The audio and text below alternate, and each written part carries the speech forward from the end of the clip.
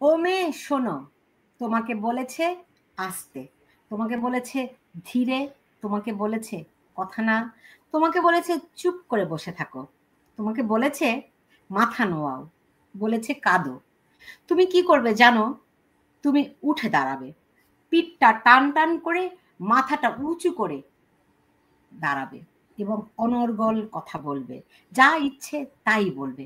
একদিন এমন করেই বাংলাদেশের নারী সমাজকে ঘুম জাগানি এক গান শুনিয়েছিলেন যিনি, তিনি তসলিমা নাসরিন। তার নামেই তার পরিচয়, আর অন্য কোনো বিশেষণ তার প্রয়োজন হয় না। কিন্তু তারপরও পেশায় তিনি একজন চিকিৎসক, একজন লেখক, মানবাধিকার কর্মী, নারীবাদী, অসংখ্য বিশেষণে তাকে আমরা বিশেষায়িত করতেই পারি। কিন্তু আমার মনে হয় তার সবচেয়ে বড় পরিচয়, তিনি সেই ৯০-এর দশকে বাংলাদেশের নারীদের যেই জেগে ওঠার যে তীব্র একটা আলোড়ন, একটা ঢেউ তুলেছিলেন সমাজে, রাষ্ট্রে এবং সারা পৃথিবীর সব প্রান্তে। সেটি তার, তিনি একজন, আমি বলি আমার ভাষায় তিনি একজন ঘুম জাগানিয়া। তিনি এমন তীব্র জোরে আঘাত করেছিলেন তার শব্দে, তার লেখায়, তার কবিতায়, তার কলামে, যে বাংলাদেশের পুরুষতন্ত্রের একদম খোল নলচে কেঁপে উঠেছিল। সেই তসলিমা নাসরিন আছেন আজকে আমার সঙ্গে। তার এই সময়ের প্রেক্ষাপটে দাঁড়িয়ে তার যে রাজনৈতিক বিশ্লেষণ, সেটিও অত্যন্ত তাৎপর্যপূর্ণ। কারণ গত ৫ই আগস্টের আগে তিনি শেখ হাসিনা সরকারের পতনের দাবি জানিয়েছিলেন, বেশ সরবও ছিলেন। কিন্তু ৫ই আগস্টের পরে যে বাংলাদেশ তিনি দেখলেন, সেটি নিয়েও আবার এখন সোচ্চার রয়েছেন। তাহলে তার কি বিপ্লবের মোহভঙ্গ হলো? তিনি কি এমনটি আশা করেছিলেন শেখ হাসিনা সরকারের পতনের মধ্য দিয়ে? নাকি কি আমরা আসলে পেলাম? বাংলাদেশ কি বিপন্ন হতে চলেছে? এই প্রশ্নগুলির আজকে আমি জবাব খুঁজবো। এবং আমার সঙ্গে অতিথি হিসেবে রয়েছেন, আমি শুরুতেই বলেছি যে তসলিমা নাসরিন। জনাব তসলিমা নাসরিন, আপনাকে আমি অত্যন্ত স্বাগত জানাচ্ছি। এবং আমি আমি বলবো আজকের দিনটা আমার অত্যন্ত আনন্দঘন এবং অত্যন্ত স্বপ্নের মতো দিন। কারণ ছোটবেলা থেকে আমার একটা আকাঙ্ক্ষা ছিল যে একদিন আপনার একটা সাক্ষাৎকার করব, এরকম একদিন আপনাকে আমি পাবো। ফলে আমি অত্যন্ত আনন্দিত এবং আপনার প্রতি কৃতজ্ঞতা জানাচ্ছি। আপনি নিউ ইয়র্কেই আছেন এবং বইমেলা উপলক্ষে এসেছেন, প্রায়শই আসেন আপনি নিউ ইয়র্কে। বইমেলাটি এবার কেমন হলো সেটি দিয়েই শুরু করছি। না, আমি নিউ ইয়র্কে আসি, কিন্তু আমি বইমেলা উপলক্ষে আসিনি, এসে দেখেছি বইমেলা। তো আমি গিয়েছি, দুটো বইমেলা হচ্ছে। আমি যেটির নাম বঙ্গবন্ধু বইমেলা, সেটিতে গিয়েছি, কারণ আমি শুনেছি অন্য বইমেলায় নাকি ইউনূসের পক্ষের লোকজন আছে, তাই। তো যাই হোক, ভালোই লেগেছে, আমার খুবই ভালো লেগেছে বইমেলায় গিয়ে। আর এখানে আমি প্রায়ই আসি, এখানে ভালো লাগে, কারণ এখানে আমার কিছু আত্মীয় স্বজন আছে, আর এখানে বাংলাদেশের বাঙালিদের সঙ্গে দেখা হয়, যেটা অন্য যে জায়গায় আমি থাকি সেই জায়গায় খুব বেশি বাংলাদেশের বাঙালি নেই, তাই দেখা হয় না। তো যাই হোক, এভাবেই চলছে জীবন। জি, আমি আজকে আপনাকে, আমি জানি আপনি লেখালেখি নিয়ে কথা বলতে বেশি ভালোবাসেন, নারীদের সম্পর্কে জানতে আপনার ভালো লাগে। কিন্তু আজকে একটু রাজনীতি নিয়ে কথা বলবো। কারণ বাংলাদেশ আজকে একটা রাজনীতির এমন একটি মঞ্চে দাঁড়িয়ে আছে, কোন দিকে যে যাচ্ছে কেউ কিছু খোলাসা করে বলছেও না। এবং বিশেষ করে বাংলাদেশের নারীরা এই সময়ে একটা খুব কঠিন সংকট পার করছে বলে আমি যতটুকু খবর পাই। এমনিতে বাংলাদেশের জুলাইয়ের আন্দোলনের সময় যে ঘটনা প্রবাহ চলছিল, সে ব্যাপারে আপনি আপনি প্রথমে কিভাবে করে জেনেছিলেন? আপনি কি এই সামাজিক যোগাযোগ মাধ্যম বা এইভাবে জেনেছিলেন, নাকি কেউ সেখান থেকে আপনাকে জানিয়েছিল? না, আমি এই ফেসবুক টুইটার থেকেই জেনেছি কি হচ্ছে বাংলাদেশে। তো দূর থেকে যা দেখেছি তার ওপর ভিত্তি করেই, এবং আমার আগের যে অভিজ্ঞতা মানে আমি যা জেনেছি শেখ হাসিনা সম্পর্কে, যে নির্বাচন হচ্ছে না প্রপারলি, যেভাবে হওয়া উচিত গণতন্ত্রে। তো সে কারণে আমি চেয়েছি, উনি তো দীর্ঘ বছর থাকছেন, তো পদত্যাগ করে একটা নির্বাচন দিন, তো সুষ্ঠু নির্বাচন হোক, কোনো কারচুপি না হোক, আর সব রাজনৈতিক দলই অংশগ্রহণ করুক, আওয়ামী লীগও অংশগ্রহণ করুক, হাসিনা দেশে থাকুক, এইরকমই চেয়েছি। কিন্তু যা ঘটেছে তার জন্য আমি প্রস্তুত ছিলাম না, সেরকম আমি চাইও নি, আমার কাম্য ছিল না। সেটা হচ্ছে শেখ হাসিনাকে দেশ থেকে চলে যেতে বলা, এবং চলে যেতে তিনি বাধ্য হয়েছেন, এটুকু বুঝতে পেরেছি। সেটা তো অন্যায় না? তিনি নির্বাচন দিচ্ছিলেন না, ঠিক আছে, নির্বাচনের আয়োজন করো। আর আমি ওই জুলাই বিপ্লব যারা করেছিল তাদের সবকিছুর সঙ্গে তো আমি একমত ছিলাম না। যেমন কোটা বিরোধী আন্দোলন, কোটা বিরোধী আন্দোলনের নারীর জন্য কোনো কোটা থাকার কথা ছিল না, কিন্তু আমি নারীর জন্য কোটা চেয়েছিলাম। আমি লিখেছি ওই ব্যাপারে যে এই কোটা বিরোধী আন্দোলন আমি মানি না, কারণ নারীর জন্য কোটা থাকা অবশ্যই দরকার। কারণ নারী শতাব্দীর পর শতাব্দী নিষ্পেষিত হয়েছে, নিগৃহীত হয়েছে এবং অধিকার বঞ্চিত থেকেছে। সুতরাং নারীকে আর এগিয়ে নিয়ে যাওয়ার জন্য কোটা জরুরি। তারপর ৫ই অগাস্ট থেকে আমি যা দেখলাম, আমি ভাবতেও পারিনি যে এই আন্দোলনের নেপথ্যে আসলে জিহাদিরা ছিল, যারা জামাতে ইসলামী শিবির, তারপর সেই হিজবুত তাহরীর, এরা ছিল নেপথ্যে। এগুলো তো আসলে দূর থেকে দেখে আর কিছু ছবি দেখে তো ভাবা, এগুলো তো বোঝা যায় না। যারা ভেতরে ছিল তারা হয়তো বুঝতে পেরেছে। আমি তো দেশেও নেই, আর ওই আন্দোলনের ভেতরেও নেই।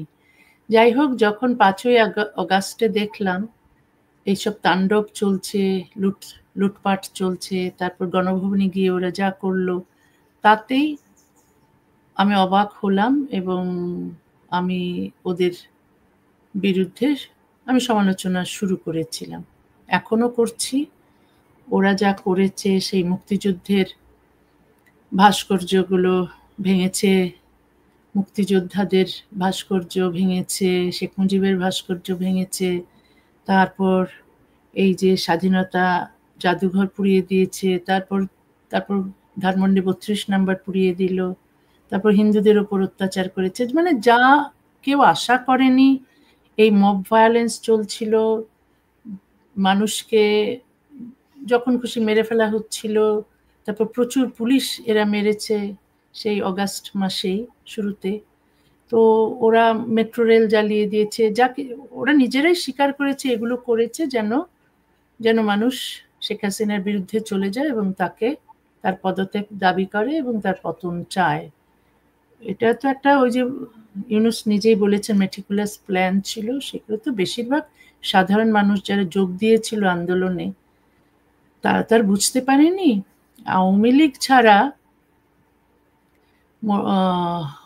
প্রায় সবাই চেয়েছিল হাসিনা যান, নির্বাচন দিন।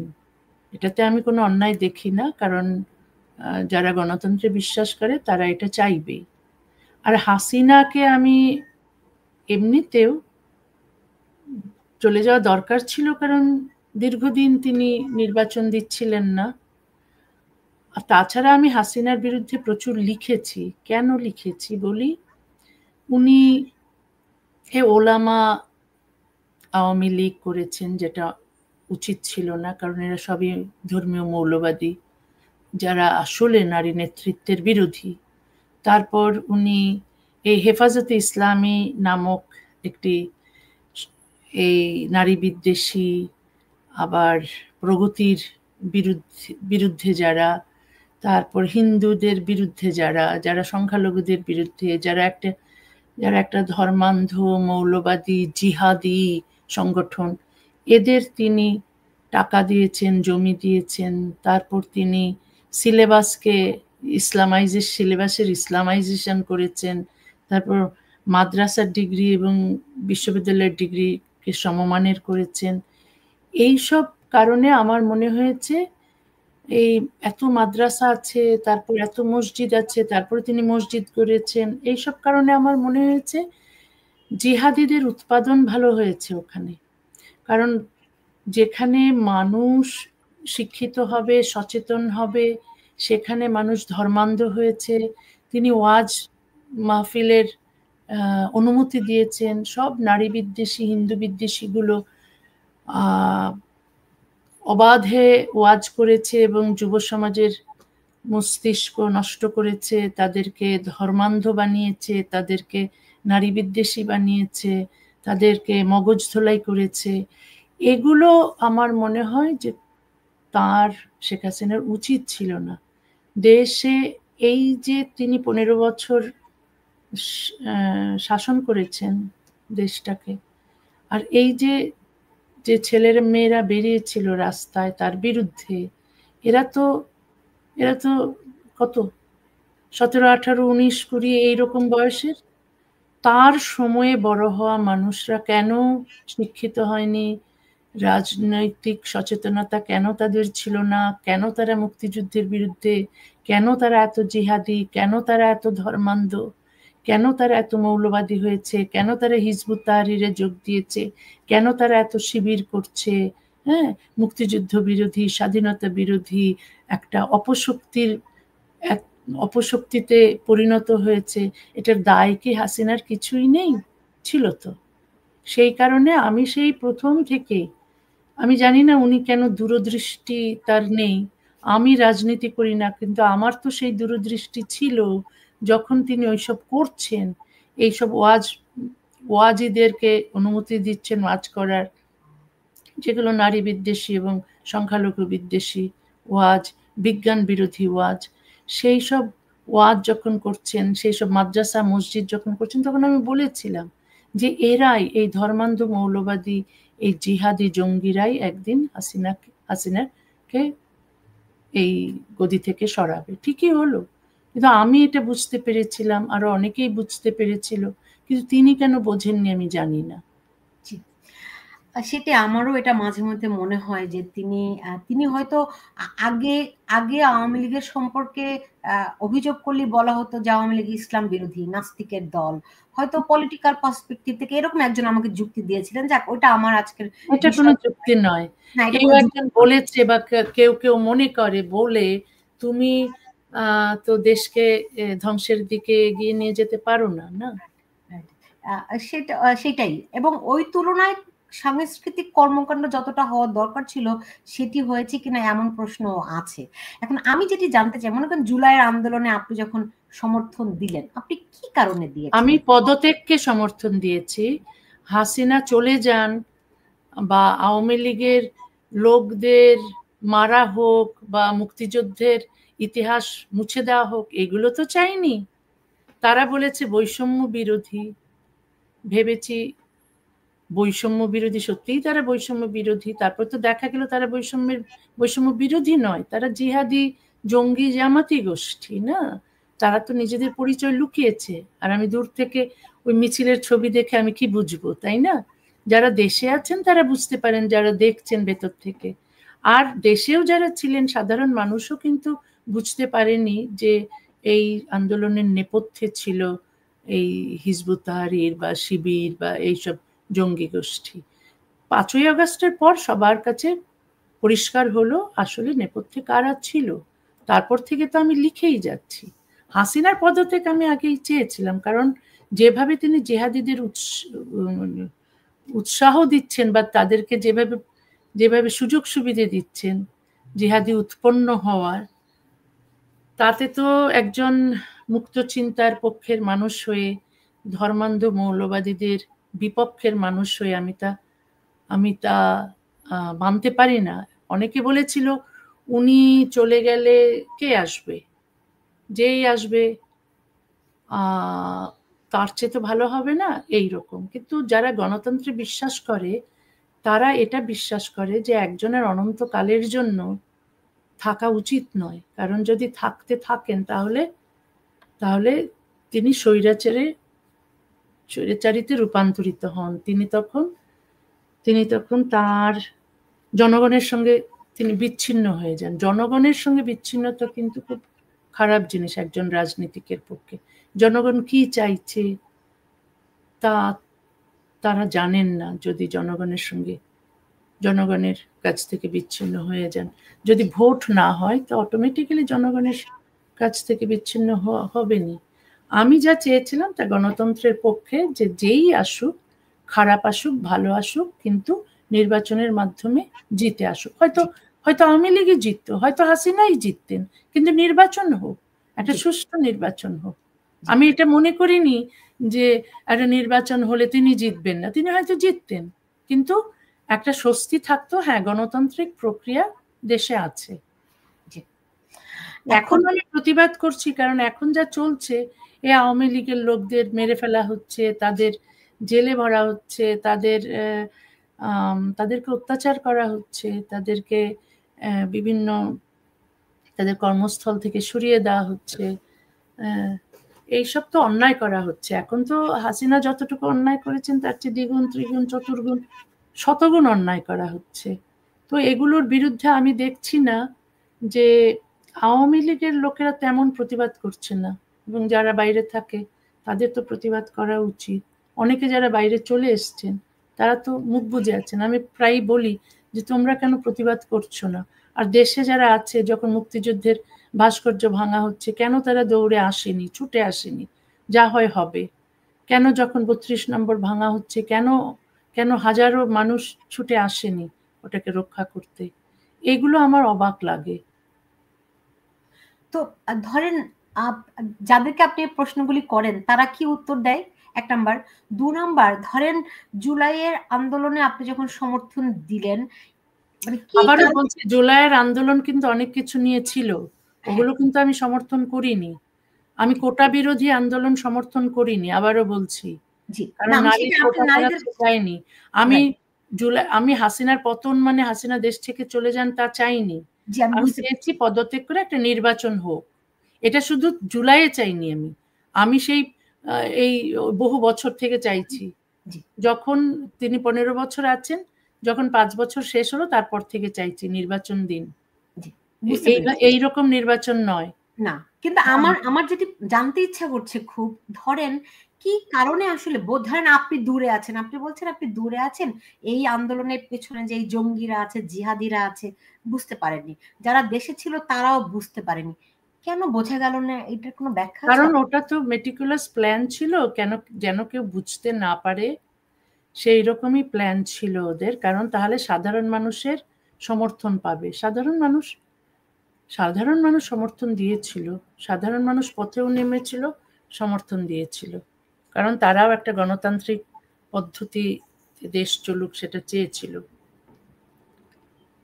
সুতরাং তারা যে লুকিয়েছে, কারণ এই যে তারা বাংলাদেশের ফ্ল্যাগ নিয়ে আমার সোনার বাংলা বা দেশাত্মবোধক গান গেয়েছে জুলাইয়ে, কিন্তু সেই অগাস্ট সেপ্টেম্বর থেকে শুরু হলো ওদের কালো পতাকার, হিজবুত তাহরিরের পতাকা বা আইসিসের পতাকা নিয়ে সেই কালিমা পড়া বা কালিমা লেখা পতাকা নিয়ে ঘোরা এবং আল্লাহু আকবার, নারায়ে তাকবীর, আল্লাহু আকবার স্লোগান দেওয়া।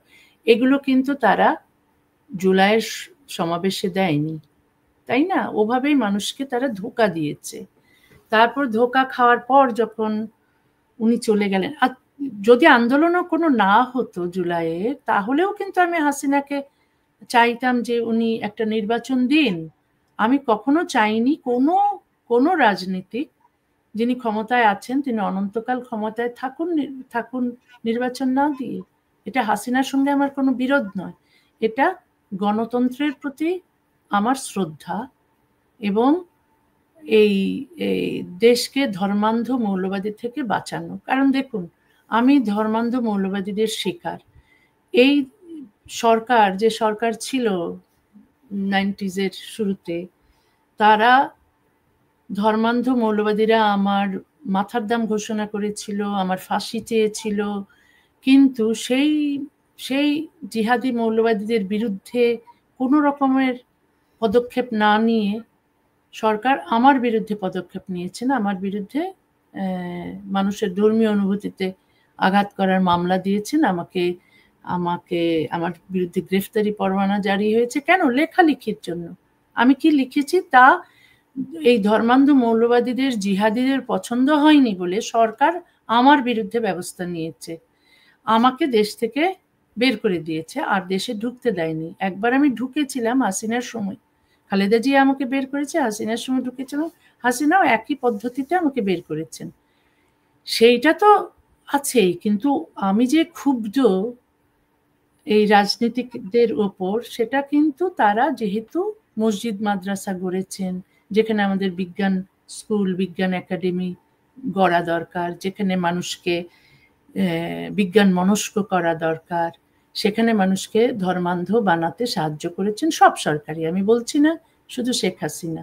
সেই জিয়াউর রহমান করেছেন, এরশাদ করেছেন, খালেদা জিয়া করেছেন, শেখ হাসিনা করেছেন। তো শেখ হাসিনা দীর্ঘদিন ক্ষমতায় থেকে করেছেন, তিনি যে অন্যদের থেকে আলাদা কিছু করেছেন তা নয়।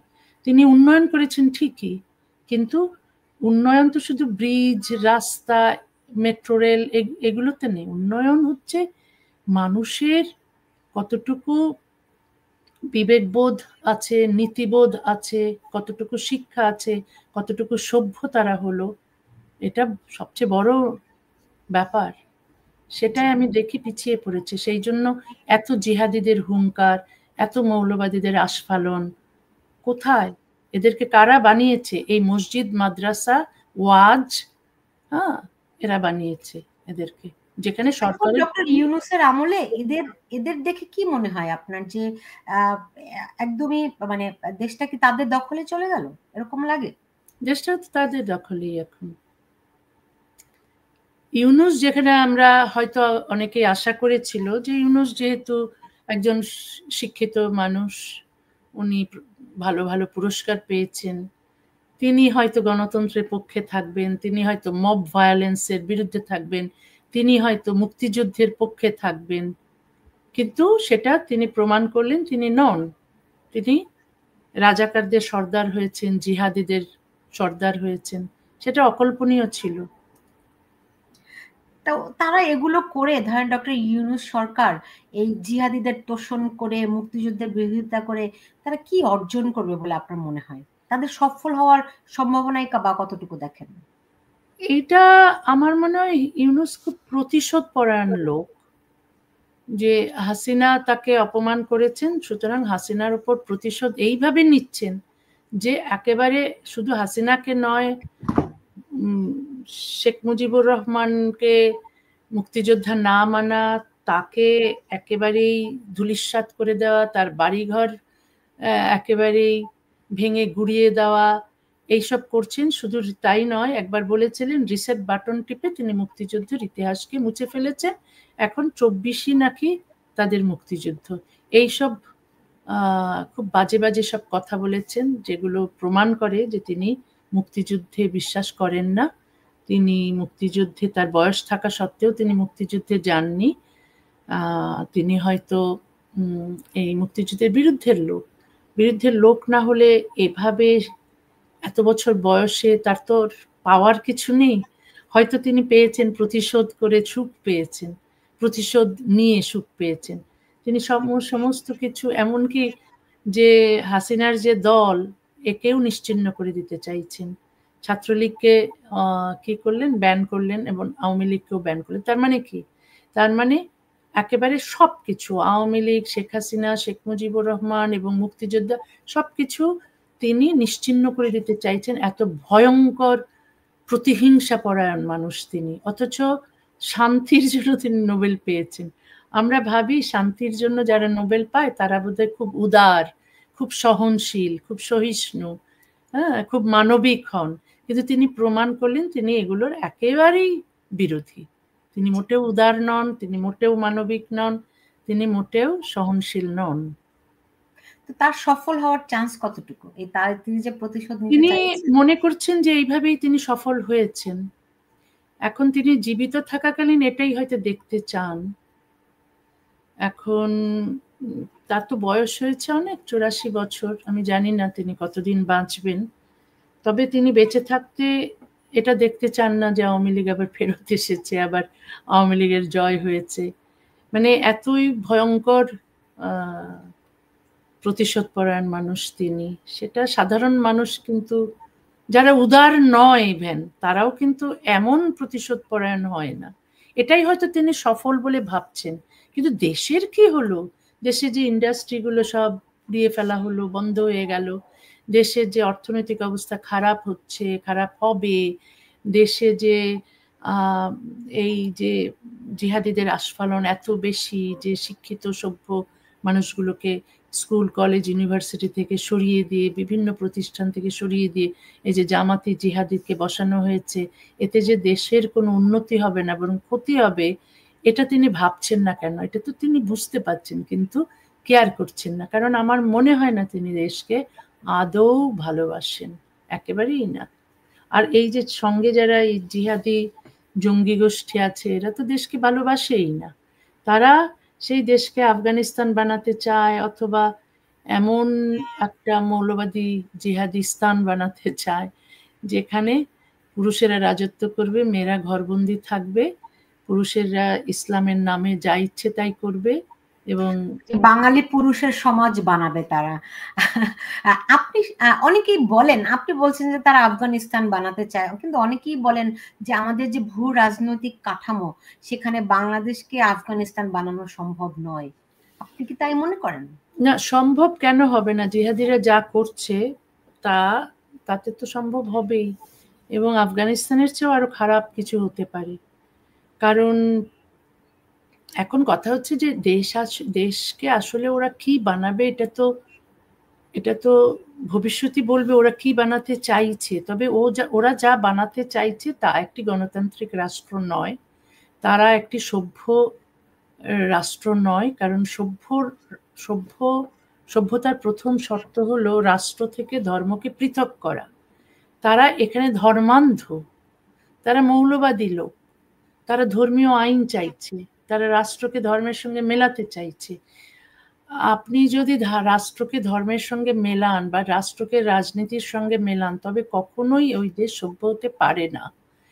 আর এই যে আমি জামাতে ইসলামী দলকে রাজনৈতিক দল বলে মনে করি না, কারণ এই দল ধর্মভিত্তিক দল।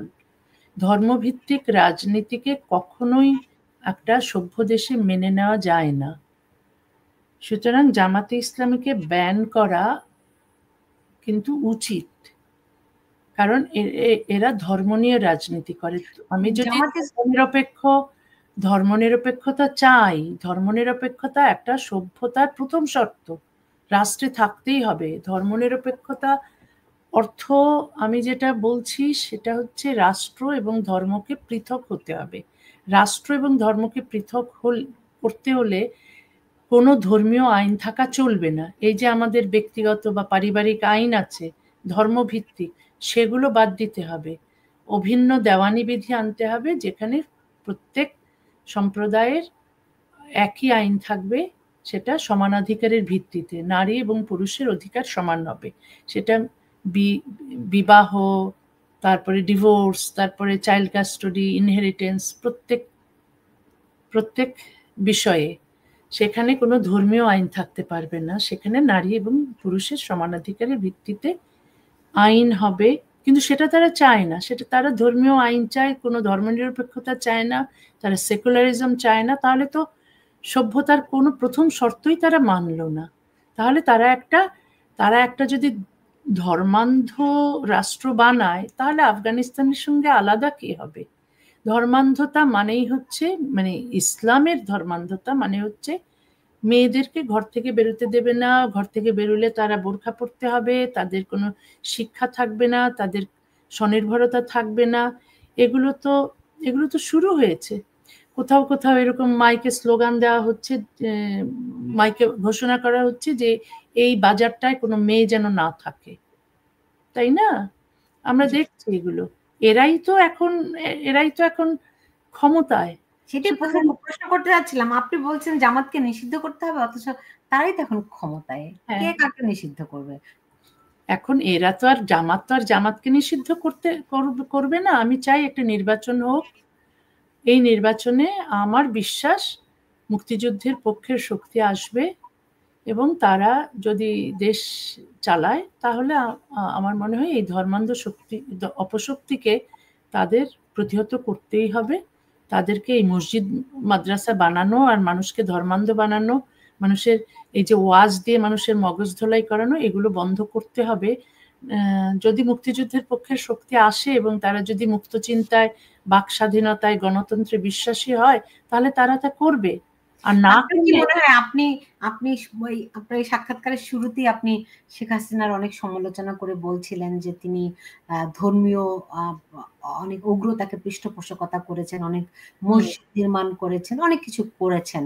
তো এখন যখন আপনি নির্বাচনের কথা বলেন, যখন মুক্তিযুদ্ধের পক্ষের শক্তির কথা বলেন, আপনি কি আওয়ামী লীগ ছাড়া অন্য কোনো রাজনৈতিক দল আপনার মাথায় আসে?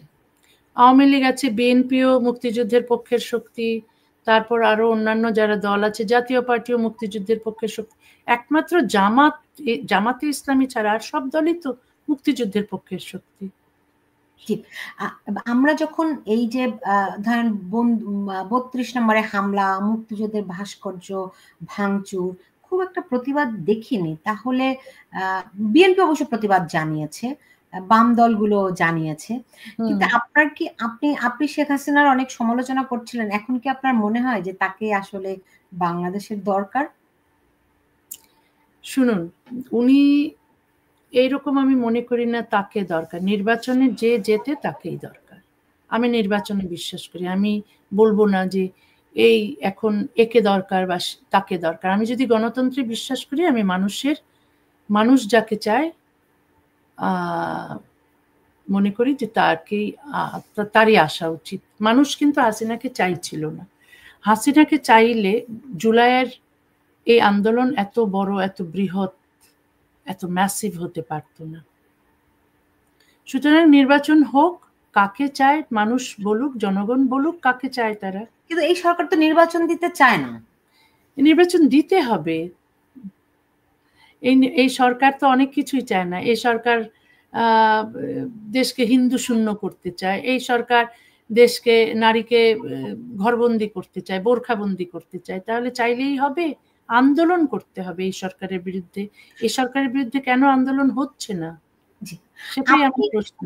আপনি বিভিন্ন সময় মানে সব পক্ষের শুভ বুদ্ধির উদয় হবে, মানুষ সংগঠিত হবে, এই কথাগুলো বলে আসছেন গত কিছুদিন ধরেই। তো কিছুদিন না, এটা বহু বছর ধরেই বলছি। আপনি বলে মানে আসছেন। আমি শুরু থেকেই বলছি। জি, মানে এখন এই বর্তমান প্রেক্ষাপটের কথা আর কি আমি সংযুক্ত করছি আর কি। এই প্রেক্ষাপটে নতুন করে আর কি আবারও শুভ বুদ্ধির উদয় হবে, এই কথাগুলো বলছেন। তো রাজনৈতিক দল ছাড়া কি এই সবাইকে সংগঠিত করা যাবে? এবং বাংলাদেশে কোন রাজনৈতিক দল আছে যারা মানুষকে সংগঠিত করতে পারবে? দেখুন, এখন কোন দল কি করেছে, অতীত ইতিহাস তো কারোই ভালো নয়। কিন্তু এই যে দেশ এখন ধ্বংস হয়ে যাচ্ছে না, এই মানুষের তো একেবারে দেয়ালে পিঠ থেকে গেলে মানুষ সংশোধিত হয় না। মানুষ বোঝে যে কি করা উচিত, হয়তো বুঝবে।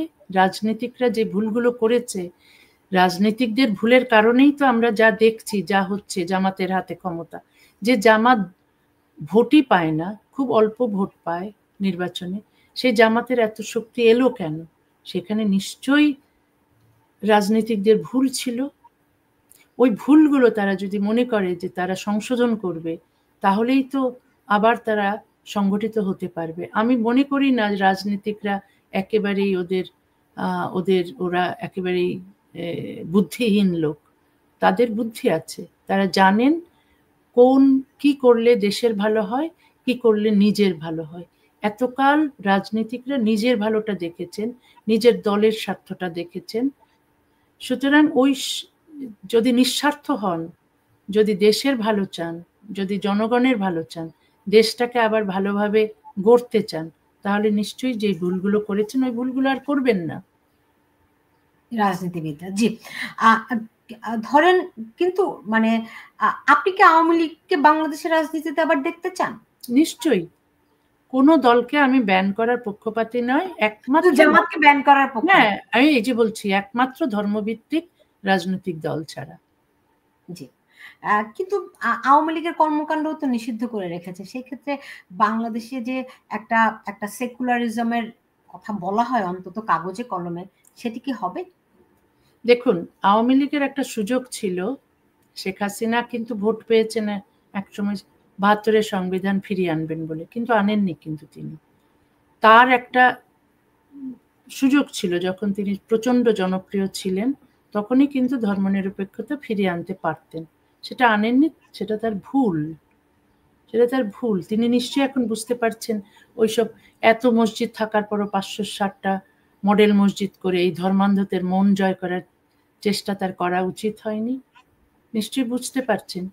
ওই থেকে শিক্ষা তো আরো অন্যান্য রাজনীতিবিদরাও নিচ্ছেন এখন, যে কত নিচ্ছেন, বড়। আপনার মনে হয় নিচ্ছেন? নিশ্চয়ই নিচ্ছেন। আমি যে বিএনপির একজনকে দেখি, প্রায় আমি তার মানে বক্তব্য শেয়ার করি, তিনি ওই যে ফজলুর রহমান, তিনি তো বঙ্গবন্ধুর পক্ষে, মুক্তিযুদ্ধের পক্ষে। তিনি তিনি যেভাবে জোর গলায় কথা বলছেন, আমি তো কোনো আওয়ামী লীগের কোনো নেতাকেও এত জোর গলায় কথা বলতে দেখি না। তার মতো লোক যদি আরো আরো তার মতো রাজনীতিবিদ যদি আরো থাকেন, তাহলে আমার মনে হয় দেশের উন্নতি হবে। দেশের রাজনীতিকরা যে ভুলটা করেছেন সেগুলো আর করবেন না। এই জামাতে ইসলামী, শিবির, এদের যেন আর সুযোগ না থাকে মাথাচাড়া দেওয়ার। জি, আপনি দেখুন, ধরেন কেউ কি কল্পনা করতে পেরেছে যে ডক্টর ইউনূসের মতো লোক জামাত ইসলামের উপর নির্ভর করবে? আলী রিয়াজের মতো এরকম এত ব্রিলিয়ান্ট মানুষ, হ্যাঁ, জামাত ইসলামের সার্ভ করবে? কেউ ভাবতে পারেনি, কেউ ভাবতে পারেনি। আমরাও অনেকেই, মানে অধিকাংশ লোকই ভাবতে পারেনি। আমার মনে হয় না যে খুব কম সংখ্যক লোকও ভাবতে পেরেছে। আলী রিয়াজকে আমি জানতাম, ওর ওর বড় ভাইকেও আমি খুব শ্রদ্ধা করতাম, কিন্তু আলী রিয়াজ যে এইরকম করবেন এটা ভাবতে পারিনি।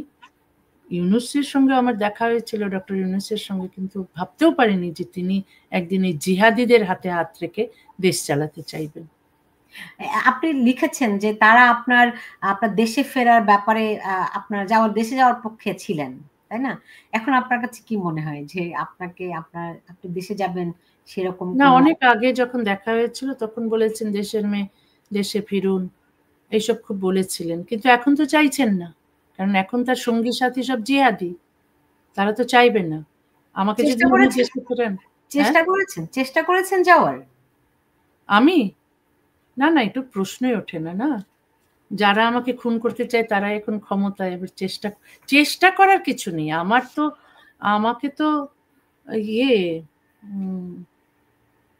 ওই খালেদা হাসিনার সময় যেটা হয়েছে, আমার পাসপোর্ট রিনিউ করে না, বাংলাদেশের পাসপোর্ট যেটা, সেটা রিনিউ করে না। যেহেতু বাংলাদেশের পাসপোর্ট রিনিউ করে না, আমার তো বিদেশি পাসপোর্ট নিতেই হয়। সে বিদেশি পাসপোর্টেও বাংলাদেশের কোনো ভিসা দেওয়া হয় না, কোনো সরকারই দেয়নি, না খালেদা জিয়া না হাসিনা। এই যে কোনো সরকারই আপনাকে ধারণ করতে পারেনি, এর মূল কারণ কি মনে হয় আপনার? মূল কারণ তারা যেহেতু ধর্মান্ধ মৌলবাদীদের সঙ্গে আতাত করে, তারা যেহেতু তাদের সঙ্গে তাদের তাদের সঙ্গে হাতে হাত রেখে চলে, সে কারণে মনে করে আমাকে দেশে ঢুকতে দিলে ওরা অখুশি হবে, অখুশি হলে আবার তাদের উপর অখুশি হবে। মানে যদি খালেদা জিয়াই তো আমার বিরুদ্ধে মামলা করেছেন ওই মানুষের ধর্মীয় অনুভূতিতে আঘাত লাগা, কেন করেছেন? ওই জিহাদিদেরকে খুশি করার জন্য। যারা জিহাদিদের খুশি করতে চায় তারা আমাকে ঢুকতে দেবে দেশে? কারণ আমাকে ঢুকতে দিলে জিহাদিরা অখুশি হবে, খালেদা জিয়ার উপর হবে, অসন্তুষ্ট হবে, সেটা তো চায় না। তারা তো চাই জিহাদি, জামাতি আর এই ধর্মান্ধগুলোকে খুশি করে রাখতে। ঠিক শেখ হাসিনাও তাই করেছেন। শুনুন, আমার ব্যক্তিগত যাওয়া, দেশে যেতে পারলাম না, দেশে যেতে দিল না, সেই জন্য তাদের উপর আমার ক্ষোভ তা নয়। আমার ক্ষোভ হচ্ছে তারা দেশকে একটা মানে জিহাদিস্তান বানিয়েছেন, বাংলাস্তান বানিয়েছেন। এই যে আজকে এত লোক মগজ ধোলাই না হলে কি তারা বলে যে আমরা পাকিস্তানের পক্ষে, আমরা ভারতের বিপক্ষে, আমরা শরিয়া আইন চাই, আমরা খিলাফত চাই? এরা কারা? অল্প বয়সী ছেলেরা। তাদের মগজ ধোলাই কে করলো? তাদের মাদ্রাসায় এই শিক্ষা পেয়েছে তারা? কোথায় সেকুলার স্কুলে পড়াশোনা করবে, বিজ্ঞান স্কুলে পড়াশোনা করবে? হ্যাঁ, যুক্তি বুদ্ধি জাগ্রত হবে, বিবেক জাগ্রত হবে? কিচ্ছু নেই, কিচ্ছু নেই এদের। এরা চায় ইসলামী শাসন। তারপর এদের শেখানো হয়েছে, লোভ দেখানো হয়েছে, তোমরা বেহেশতে যাবে, বেহেশতে গেলে ওখানে ৭২টা হুর পাবে, ওদের সঙ্গে অনন্তকাল সঙ্গম করবে, এই লোভ। এবং এদের বিদ্যে বুদ্ধি কিচ্ছু নেই। এই মাদ্রাসা থেকে আসা ছেলেগুলোই তো এই জুলাই বিপ্লবের নেপথ্যে ছিল। এরা কি শিখেছে? তখন আমার কথা হচ্ছে এদেরকে যে এইভাবে ডিরেল করা হলো, এইভাবে যে হলো, এইভাবে যে একটা ধর্মান্ধ অপশক্তি বাড়ছে দেশে, এইভাবে ভয়ঙ্কর ভাবে বাড়ছে, তার খোঁজ সরকার নিলেন না? এই যে কওমি মাদ্রাসাগুলোয় কি পড়ানো হচ্ছে, কি শেখানো হচ্ছে, ওয়াজে কি বলা হচ্ছে, তারপর কিভাবে যুব সমাজকে নষ্ট করা হচ্ছে, তার খবর যদি সরকার না নেন তাহলে সরকারের ব্যর্থতা, তাই না? সেটারই তো ফলাফল আসলে দেখতে পাচ্ছে তারা। এখন ধরেন আপনি বাংলাদেশের যে দুজন মানুষ আমি বলি যে আন্তর্জাতিক অঙ্গনে সবাই এক নামে চেনে, আপনি একজন, ডক্টর ইউনূস একজন, আরো অনেকে আছেন, কিন্তু আপনারা দুজন আমার মনে হয় সবচেয়ে একদম মানুষের মুখে মুখে আছেন পুরো সারা পৃথিবীতেই। তো ডক্টর ইউনূস যে এরকম জঙ্গিদেরকে প্রমোট করছে, ইসলামিস্ট জিহাদিদের প্রমোট করছে, এই ব্যাপারে আন্তর্জাতিক অঙ্গনে ওই যে তিনি যে শান্তিতে নোবেল প্রাইজ পেয়েছেন, এই জন্য কিন্তু একটা তার ভালো ইমেজ, এই ব্যাপারটা নিয়ে কি আপনার আন্তর্জাতিক অঙ্গনে কথা হয়? না, আমি এত আন্তর্জাতিক অঙ্গনে আমি তো তার মতো অত বিখ্যাত নই, বা তার মতো অত পরিচয় মানুষের সঙ্গে আমার নেইও, বিশেষ করে বড় বড় মানুষের সঙ্গে। আগে ছিল একটা সময় আমার ইউরোপে তো আমাকে বেশ সম্মান দেওয়া হয়েছে ছিল, কিন্তু ওগুলো নিয়ে ইউনূসের ব্যাপারে কথা বলার আমার মনে হয় না যে এটা সেই রকম এখনো সিচুয়েশন হয়নি। তবে আমার লেখালেখির মাধ্যমে আমি ইউনূস সম্পর্কে যা জানাবার জানাচ্ছি, এবং ইউনূস সম্পর্কে যা যাচ্ছে অন্যান্য বিদেশের মিডিয়ায়, তাতে তো অনেকেই জানছে যে ইউনূস কি করছেন ওখানে। এই যে আমি আজকে একটা পোস্ট দিয়েছি ফেসবুকে, যে একটা টাকার ওপর করেছেন, একটা মন্দিরের ছবি দিয়েছেন। এদিকে 5ই অগাস্টের পর থেকে যে এত হিন্দুদের বাড়িতে হামলা হলো, হিন্দুদের বাড়ি ঘর আগুনে পুড়িয়ে দেওয়া হলো, কারো বিরুদ্ধে তো তিনি কোনো অ্যাকশন নেননি। কিন্তু এদিকে হিন্দুদের গুরু চিন্ময় দাসকে অকারণে জেলে ভরে রেখেছেন, তাকে জামিন দিচ্ছেন না, ছাড়ছেন না, কারণ হিন্দুদের অধিকারের জন্য উনি আন্দোলন করবেন, সেগুলো একেবারেই বন্ধ করতে চাইছেন। কিন্তু উনি একটা মন্দিরের ছবি ছাপালেন একটা টাকার মধ্যে, 20 টাকার নোটে। কেন? ওরা মানুষকে দেখাবে যে দেখো আমরা ধর্মনিরপেক্ষতায় বিশ্বাস করি। ধোঁকা দিতে তিনি অভ্যস্ত, আমার মনে হয় ধোঁকা দিতে অভ্যস্ত। গ্রামীণ ব্যাংকে যখন যারা সুদ দিতে না পেরেছে, যে মেয়েগুলো, তাদের তো বাড়িঘর তিনি ভেঙে নিয়ে চলে এসছেন না, কিন্তু বাইরের মানুষকে বলেছেন তিনি গরিব মানুষের খুবই উপকার করছেন। সবাই তো ভেতরের ঘটনা জানে না, সবাই তো আর জানে না হিন্দুদের উপর কত অত্যাচার হচ্ছে, এবং তিনি একেবারেই এই জঙ্গি জিহাদিদের বিরুদ্ধে কোনো অ্যাকশন নিচ্ছেন না, কিন্তু একটা মন্দিরের ছবি ছাপিয়ে দিলেন। এগুলো হচ্ছে জুলাই যেরকম ধোঁকা দিয়েছিল ওই জিহাদি জামাতিরা, এভাবেই ইউনূসও ধোঁকা দিচ্ছেন মানুষকে। আপনাকে আর দুটো প্রশ্ন আছে আমার, তারপরে আপনার কবিতা একটা শুনবো। কিন্তু আমি যে দুটি প্রশ্নের মধ্যে ধরেন গত কিছুদিন ধরে সেনাবাহিনীর ভূমিকা নিয়ে খুব কথাবার্তা হচ্ছে, এমনকি বিদেশি শক্তির কাছে বাংলাদেশ বিক্রি হয়ে যাচ্ছে এমন কথা হচ্ছে, বাংলাদেশে একটা যুদ্ধক্ষেত্র হতে পারে এমন আশঙ্কা আছে। সেক্ষেত্রে সেনাবাহিনীর ভূমিকাটি কেমন করে দেখেন? আরেকটি প্রশ্ন খুব জানতে ইচ্ছা করছে, যেহেতু এখন একটা পট পরিবর্তনের সময়, বিএনপি খুব ক্ষমতায় যাওয়ার স্বপ্ন দেখছে, তো সেক্ষেত্রে তাদের প্রধান তারেক রহমান, তাকে বাংলাদেশের ভবিষ্যৎ কাণ্ডার হিসেবে কেমন দেখেন? দেখুন, গণতন্ত্রের মাধ্যমে, নির্বাচনের মাধ্যমে, ভোটের মাধ্যমে যে যেতে আমি তাকেই সাপোর্ট করবো। আবারও বলছি, জামাতে ইসলামী ছাড়া যেই আসুক। কারণ এ এলে ভালো, ও এলে খারাপ, এটা বলতে পারি না আমি।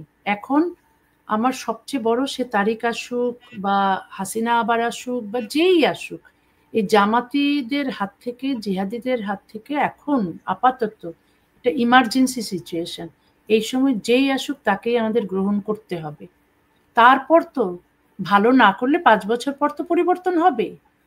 এইরকম নয় যে অনন্তকাল হাসিনা যেমন চেয়েছিলেন তা থাকা উচিত কারো। তো যেই আসুক আমি তাকে স্বাগত জানাবো, কারণ এদের হাত থেকে মুক্তিযুদ্ধের পক্ষের যে কোনো রাজনীতিবিদই আসুক, যে কোনো রাজনৈতিক দলই সরকার গঠন করুক, এটা এটা এটা সবাইকে আমার মনে হয় মেনে নিতে হবে, মেনে নেওয়া উচিত। তারপর তারেক রহমানকে তো আমরা দেশের কান্ডারি হিসেবে দেখিনি, তার সম্পর্কে যদি একটু মূল্যায়ন করতেন। আসলে আমি তো আর তারেক রহমান সম্পর্কে অত কিছু জানি না, তবে আমি যেটা বললাম যে উনি যদি মুক্তিযুদ্ধের পক্ষের থাকেন, আমি তার সম্পর্কে শুনেছি তিনি নাকি প্রচুর দুর্নীতি করেছেন,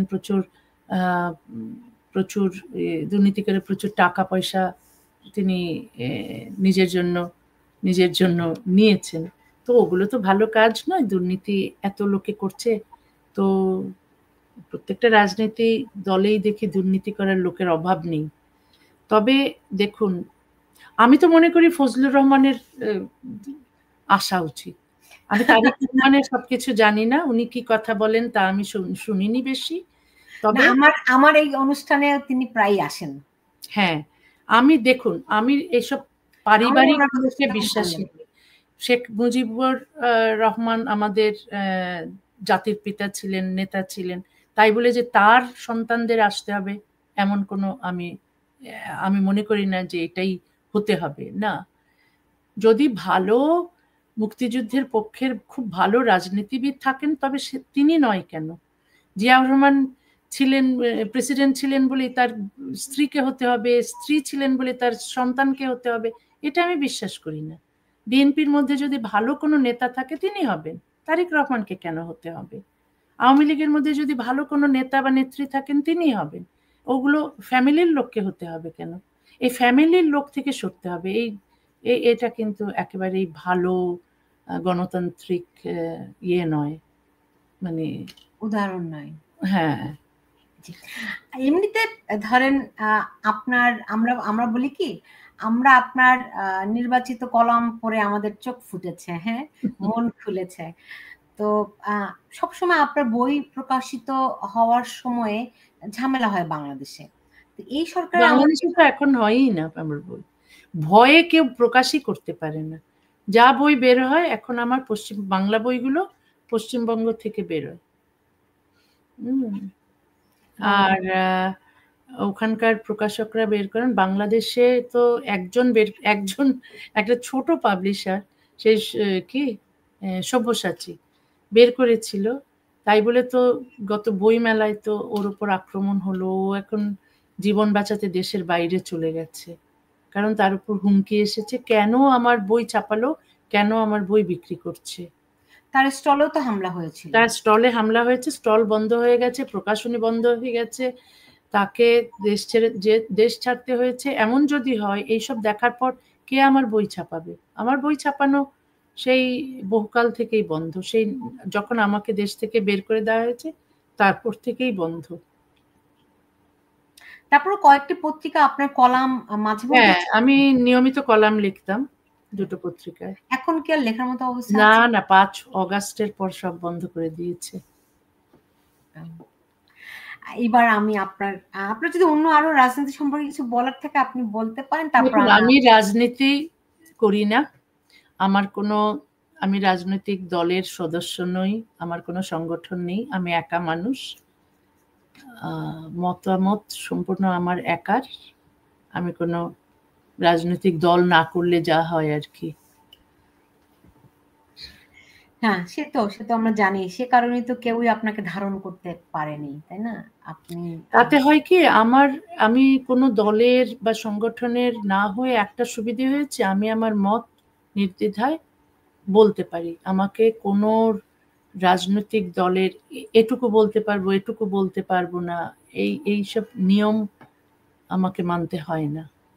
আপনি কি জানেন, আমি শিওর আপনি নিশ্চয়ই জানেন, বাংলাদেশের মেয়েরা যারা একটু স্বাধীনচেতা, যারা নিজেদেরকে অধিকার আদায়ের জন্য সংগ্রাম করে, হ্যাঁ, যারা কোনো পুরুষতন্ত্রের ধার ধারে না, ওই স্টেরিওটাইপ চিন্তা ভাবনার মধ্যে থাকে না, তাদের নাম হচ্ছে গিয়ে তারা সবাই তসলিমা নাসরিন।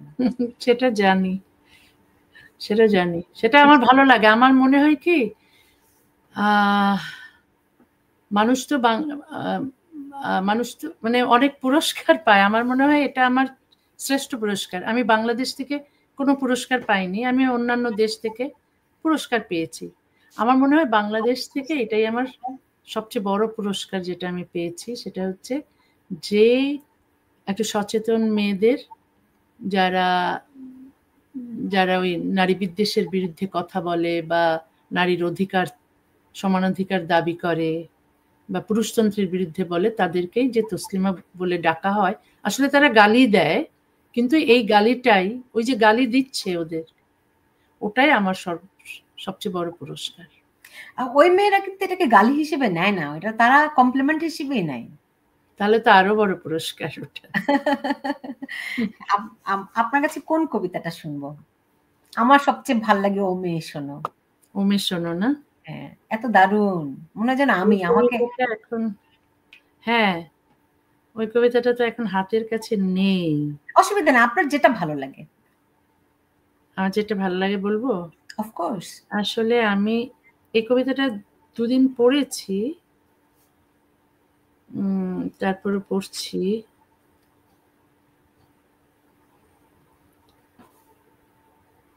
দেখি, আচ্ছা আমি বার করছি না। কোন কবিতাটা বলেন তো? এটা নতুন কবিতা, হয়তো আপনি পড়েননি আগে। আচ্ছা, না আপনি পাবলিশ না হলে কোথা থেকে পড়বো? এটা এখন একটা নতুন বইয়ে পাবলিশ হয়েছে। দেখছি আমি। ওরে, এটা বার করতে কেন দেরি হচ্ছে? এই যে পেয়েছি, পড়বো? হ্যাঁ, শিওর। এটা আমি বইমেলায় পড়েছিলাম। যাই হোক, পড়ছি, কারণ সবাই তো আর শোনেনি ওখানে। মৃত্যুহীন মেয়ে। ত্রিপলির যে মেয়েটি বোরখা পরেনি বলে রাস্তায় মার খেলো, সে আমি। ঢাকার যে মেয়েটি জার্সি পরে ফুটবল খেলেছে বলে হেনস্থা হলো, সে আমি। রিয়াদের যে মেয়েটি দেশের বাইরে একা যেতে চেয়েছিল বলে জেলে গেল, সে আমি। কাবুলের যে মেয়েটিকে প্রেম করার অপরাধে পাথর ছুঁড়ে মারা হলো, সে আমি। দামেস্কের যে মেয়েটিকে পিটিয়ে হত্যা করলো তার স্বামী, সে আমি। কায়রোর যে মেয়েটিকে খুন করা হলো বিয়েতে রাজি হয়নি বলে, সে আমি। মোগাদিসুর যে মেয়েটি শান্তির জন্য পথে নেমেছিল বলে খুন হলো, সে আমি। তেহরানের যে মেয়েটিকে হিজাব পরেনি বলে হত্যা করা হলো, সে আমি। আমার দোষ একটি, আমি মেয়ে। মেয়ে বলে আমাকে ঘরবন্দি করা হয়, আমার নাক চোখ মুখ ঢেকে রাখা হয়, আড়াল করা হয় আমার ত্বক, আমার চুল, আমার সর্বাঙ্গ, আমার শরীর, যেন শরীর নয়, এ পাপের আড়ত। আমার দোষ, আমি মেয়ে। মেয়ে বলে পৃথিবীর রূপ রস গন্ধ থেকে সরিয়ে রাখা হয় আমাকে। আমাকে দেখতে দেওয়া হয় না আলো, আমাকে দাঁড়াতে দেওয়া হয় না দুপায়ে, যেন আমি পক্ষাঘাতগ্রস্ত হয়ে জন্মেছি। অধিকার পেতে চাইলে আমার টুটি টিপে ধরা হয়, অধিকার পেতে চাইলে ধর্মের জাঁতা কলে আমাকে পেশা হয়, অধিকার পেতে চাইলে আমাকে বেশ্যা বলে গালি দেওয়া হয়, অধিকার পেতে চাইলে আমার গায়ে পায়ে শেকল পরানো হয়, অধিকার পেতে চাইলে আমাকে হত্যা করা হয়, আমাকে আগুনে পোড়ানো হয়। পুড়ে পুড়ে আমি অঙ্গার হইনি, ইস্পাত হয়েছি। আমাকে লাথি কষাতে এসো না, চুরমার হয়ে যাবে। আমার উপর চাবুক চালাতে এসো না, একটিও কালশিটের দাগ পড়বে না গায়ে। আমাকে ধর্ষণ করতে এসো না, আমি রক্তাক্ত হব না। আমাকে কোপাতে এসো না, আমার মৃত্যু হবে না। চমৎকার আপা। আমি এটা ফেসবুকে দেখেছিলাম, আপনার ভিডিও দেখেছি। আচ্ছা, এটা আমি দেখেছি। আমি রেগুলার আপনাকে ফলো করি। অনেক ভালো লাগলো। আরো একটা কবিতা বলতে পারেন। কোনটা বলবেন? আপনার অনেক কবিতাই যে আমার না আপনার ওই কবিতা শুনলে আমার চোখে পানি চলে আসে। ওই যে কোনটা? আমাদের মা, মা কবিতা একটা আছে না আপনার? হ্যাঁ, মাকে নিয়ে আমার অনেক কবিতা আছে, কোনটার কথা বলছেন জানি না। ওই যে মাকে আমরা তুমি বলতাম আর বাবাকে ডাকতাম আপনি, রাইট? এইরকম কবিতা না, মাকে নিয়ে আমার একটা বই আছে। মা মারা যাওয়ার পর আমি একটা বই লিখেছিলাম, নেই কিছু নেই। সেইটাতে আমি, সেটা মাকে লেখা আমার দীর্ঘ একটি চিঠি, মনে হয় 300-350 পৃষ্ঠার। আর কবিতা আছে প্রচুর, কিন্তু আপনি ঠিক কোনটার কথা বলছেন আমি বুঝতে পারছি না। আমার এক্স্যাক্টলি কবিতা নামটা মনে নাই, কিন্তু মাকে নিয়ে লেখা কবিতা। গল্পটি এরকম যে মা কত কাছের, মা তার জীবনের সবকিছু ওটা নিংড়ে বোধ দেয়। হয় আমার একটি মা ছিল, এই কবিতাটা হয়তো। না, না, আমার নামটা এখন মনে আসতেছে না কবিতা। আচ্ছা, যাই হোক, আপনার অন্য আরেকটা যদি কবিতা বলেন যেটা আপনার ভালো লাগে। আচ্ছা, পড়বো। হ্যাঁ। যুদ্ধ, এটা যুদ্ধ বিরোধী কবিতা। ওদের অস্ত্র আছে তাই যুদ্ধে নেমেছে, ওরা ধ্বংস ভালোবাসে তাই যুদ্ধে নেমেছে। তুমি আমি চলো চুম্বন করি ঠোঁটে, চলো মধ্যম আঙুল দেখাই যুদ্ধবাজদের। চুম্বনে সিক্ত হয়ে চলো তুমি আমি এক একটি দেশ হয়ে উঠি। তোমার নাম আজ থেকে রাশিয়া, আমি ইউক্রেন। তুমি যদি কিউবা, এল সালভাদর, নিকারাগুয়া, তুমি যদি পানামা, তুমি যদি ইরাক, আফগানিস্তান, আমি আমেরিকা। তুমি আজ ইসরায়েল, আমি ফিলিস্তিন, আমি ভারত, তুমি চীন। চলো চুম্বন করি আর মধ্যম আঙুল তুলে ধরি নৃশংসতা আর ধ্বংসস্তূপের দিকে। যত অস্ত্র আছে জগতে, যত পারমাণবিক বোমা, সব জড়ো করে একটি গভীর চুম্বনের সামনে কেউ দাঁড় করাতে পারবে না, হেরে যাবে। কোনো ভয়াবহ মারণাস্ত্র একটি সাদামাটা চুম্বনের চেয়ে শক্তিশালী নয়। চলো চুম্বন করি, চলো পরস্পরকে স্পর্শ করি ভালোবেসে।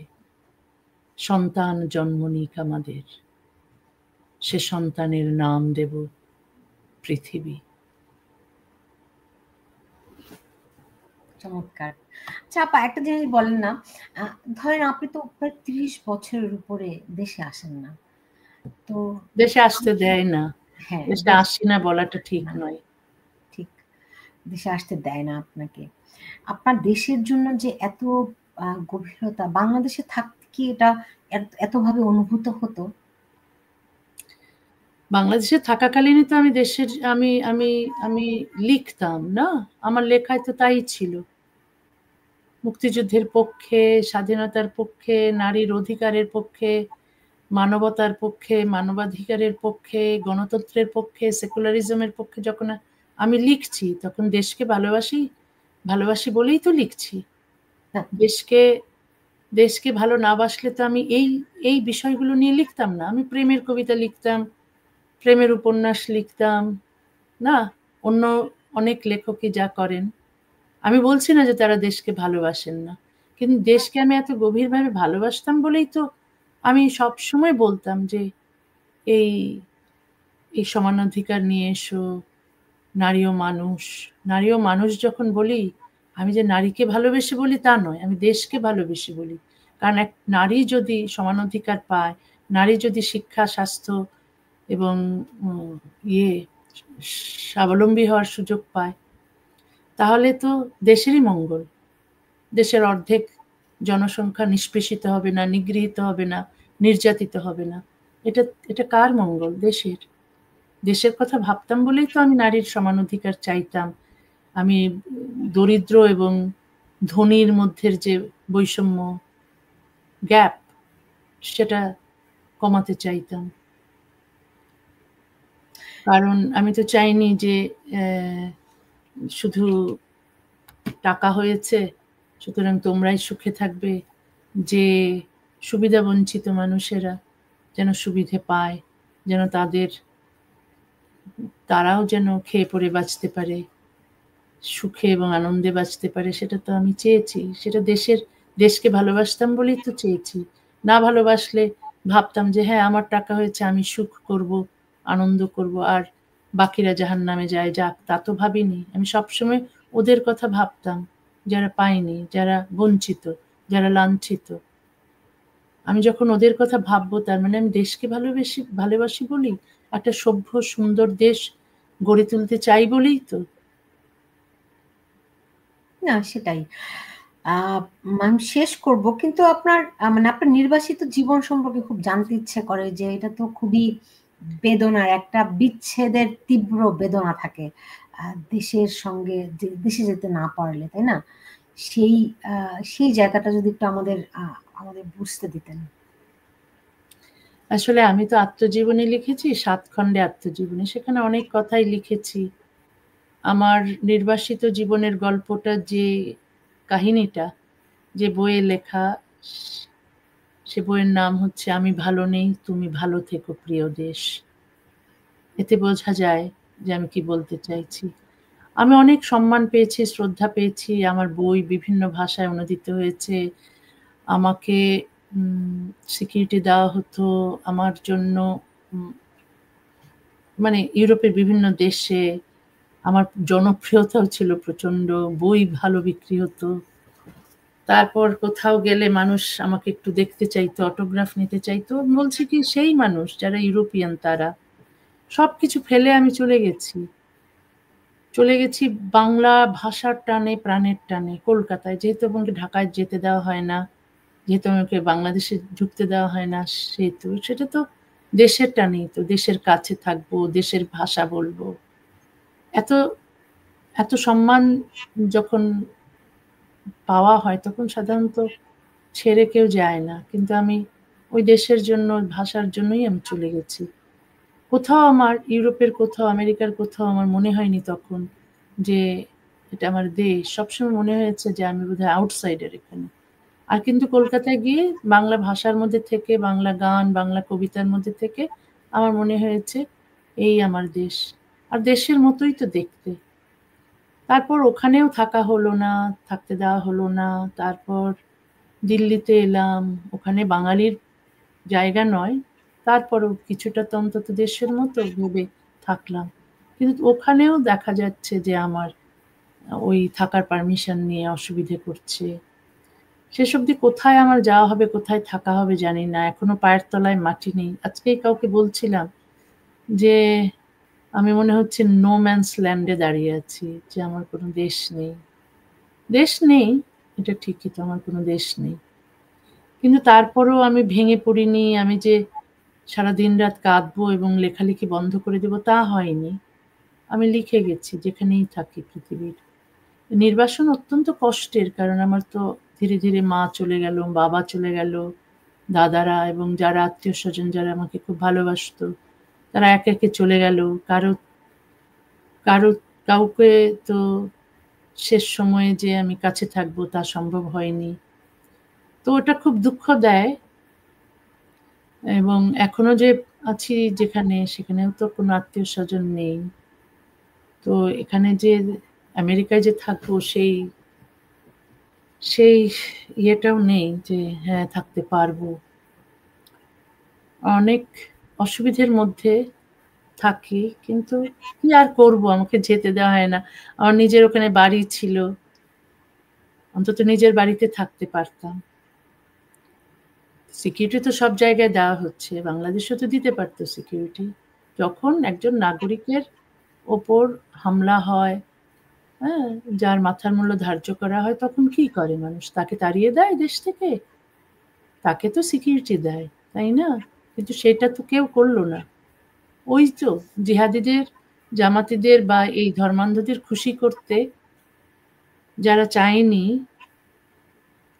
তাদের অবস্থা দেখুন কি হচ্ছে এখন। আমি তো একা, তখন একা আমার উপর হামলা হতো, এখন তাদের উপরও হচ্ছে। এটাই দেখতে হয়, দূরদৃষ্টি সম্পন্ন হতে হয়। এই যে একজন লেখককে, যে মানবতার পক্ষে লেখে, যে দেশের যে নারীর অধিকারের পক্ষে লেখে, তাকে যে আমরা বের করে দিচ্ছি, তো আলটিমেটলি যারা বের করতে চাইছে বা যারা যারা ওর ওর ওর ফাঁসি চাইছে, ওর মাথার ওর মাথার মূল্য ধার্য করেছে, একসময় যে এ ব্যাপারটা তাদের জীবনেও ঘটবে এটা তারা ভাবেনি। কিন্তু আমার মনে হয়েছে আজকে যদি আমি ওই সময় যদি আমাকে না দেশ থেকে বের করে আমাকে রাখতে পারতো, তাহলেই সরকারের যে তারা যে এইসব ধর্মান্ধ অপশক্তির বিরুদ্ধে আছে সেটা তারা প্রমাণ করতে পারত। সেটা তো তারা প্রমাণ করেনি। প্রমাণ করেছে তারা জিহাদিদের পক্ষের লোক, তারা ধর্মান্ধ মৌলবাদীদের পক্ষের লোক। জি, সেই কোনো কিছু তো আর নাথিং গোজ আনপেইড, সবকিছুর মূল্য চুকাতে হয়। আপনাকে অনেক ধন্যবাদ জানাচ্ছি আমার সঙ্গে আজকে যুক্ত হওয়ার জন্য, সময় দিয়েছেন, অনেক কৃতজ্ঞতা। আপনি যেখানেই থাকুন সেখানেই ভালো থাকবেন সেই প্রত্যাশা আমি রাখছি। আপনিও ভালো থাকুন, যারা দেখছেন সবাই ভালো থাকুন। জি, অনেক ধন্যবাদ আপনাকে। দর্শক, আমরা এতক্ষণ কথা বলছিলাম নির্বাসিত কবি এবং যিনি নিজের নামেই পরিচিত তসলিমা নাসরিনের সঙ্গে তার আর অন্য কোনো বিশেষণের প্রয়োজন হয় না। অনেকগুলো বিষয় নিয়ে কথা বললাম, তাকে অনেক ধন্যবাদ এবং তার জন্য অনেক শুভকামনা। এবং আপনারা যারা এতক্ষণ সঙ্গে ছিলেন আপনাদেরকে অনেক ধন্যবাদ জানাচ্ছি আমার সঙ্গে আজকে যুক্ত থাকার জন্য। সবাই ভালো থাকুন।